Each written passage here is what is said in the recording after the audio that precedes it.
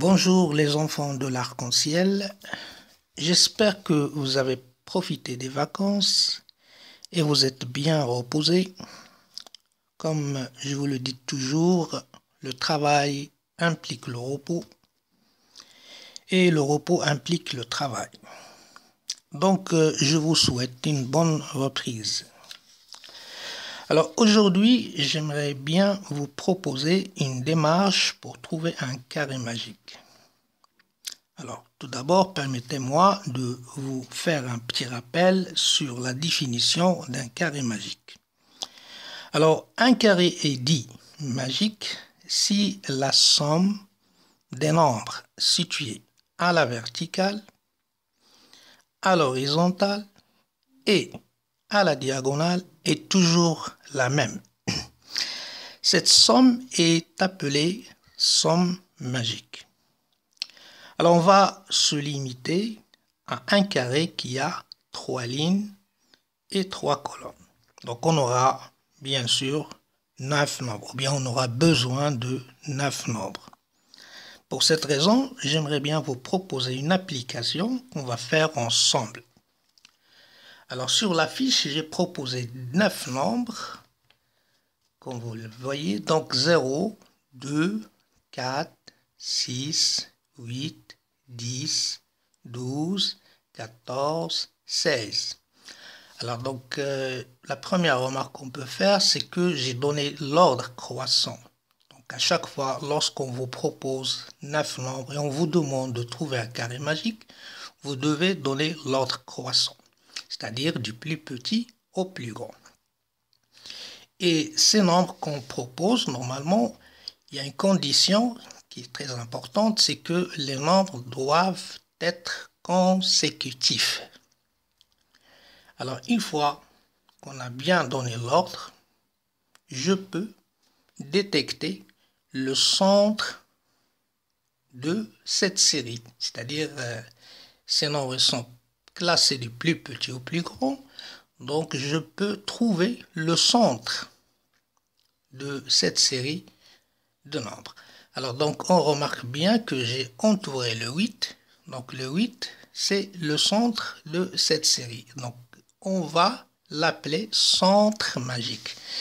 Et ce 8, on va le placer tout de suite sur le centre de mon carré. Alors, comme vous le voyez dans le premier carré qui est sur la fiche. Alors après, on va essayer de voir quels sont les nombres qui entourent le centre magique. Donc avant le 8, il y a 6 et après le 8, il y a 10. Avec ces trois nombres, je peux calculer la somme magique. Alors faisons un petit calcul. 6 plus 8 plus 10, ça me fait 24. Donc je peux conclure que la somme magique de mon carré magique, ça va être toujours 24. Alors, les nombres avec lesquels j'ai calculé cette somme magique peuvent former une diagonale.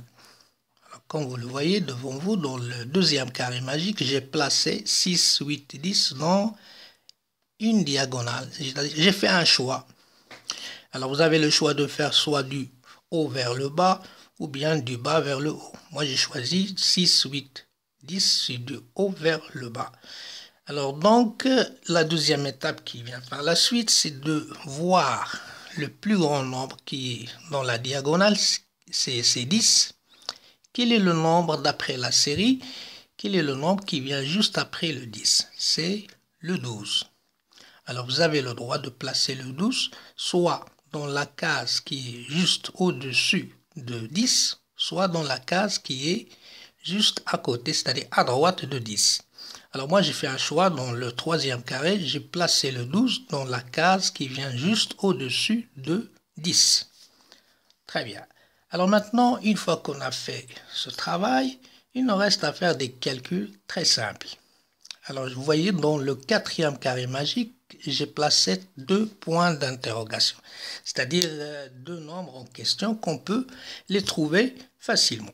Alors, puisque je connais la somme magique qui est 24, alors pour la troisième colonne, je peux faire 24 moins entre parenthèses 12 plus 10. Alors, un calcul simple, ça me donne 2.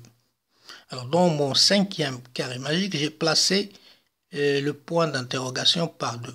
Donc, déjà, je vois que j'ai rempli la troisième colonne. Alors, j'ai 2 points d'interrogation, c'est-à-dire 2 nombres en question. Je peux encore les calculer facilement comme je veux. Alors, pour le carré magique suivant, vous voyez qu'on peut faire aussi 24 moins 6 plus 2, ça me fait 16. Alors, j'ai placé le 16 et j'ai encore mis 2 points d'interrogation, c'est-à-dire 2 nombres que je peux aussi les trouver facilement avec un calcul très simple. Alors, donc, avec cette méthode, à chaque fois, je peux remplir les cases facilement en utilisant la somme magique qui est 24. Finalement, on peut trouver notre carré magique qui est bien rempli.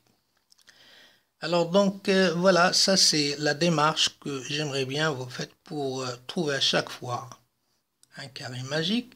C'est une méthode très simple et va vous permettre à faire des calculs mentaux par la suite et jusqu'à l'obtention d'un carré magique facilement. Alors je vous propose un exercice à faire et j'ai proposé 4 séries. Dans la première série, il y a des nombres 4, 8, 12, 16, 20, 24, 28, 32, 36. Donc vous voyez que j'ai donné l'ordre du plus petit au plus grand pour vous faciliter la tâche, pour trouver le centre et pour trouver la somme magique. Après, vous pouvez trouver un carré magique facilement. Alors de même pour la deuxième application, j'ai proposé des nombres 15, 20, 25, 30, 35, 40, 45, 50, 55. Donc, ce sont des nombres consécutifs et ils sont donnés dans un ordre qui est croissant. Alors, pour la troisième application, vous avez des nombres décimaux avec des nombres entiers.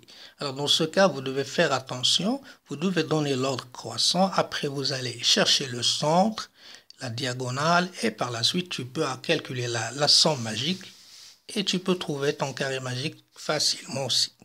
Même pour la dernière application, là vous allez rencontrer des fractions avec des nombres entiers, c'est pareil. Vous cherchez tout d'abord l'ordre croissant, c'est-à-dire ordonner les nombres du plus petit au plus grand.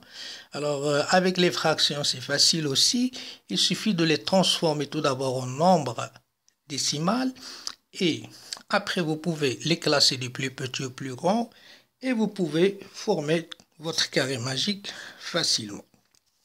Donc voilà, j'aimerais bien que vous appliquiez cette démarche et je vous souhaite bon courage et à bientôt.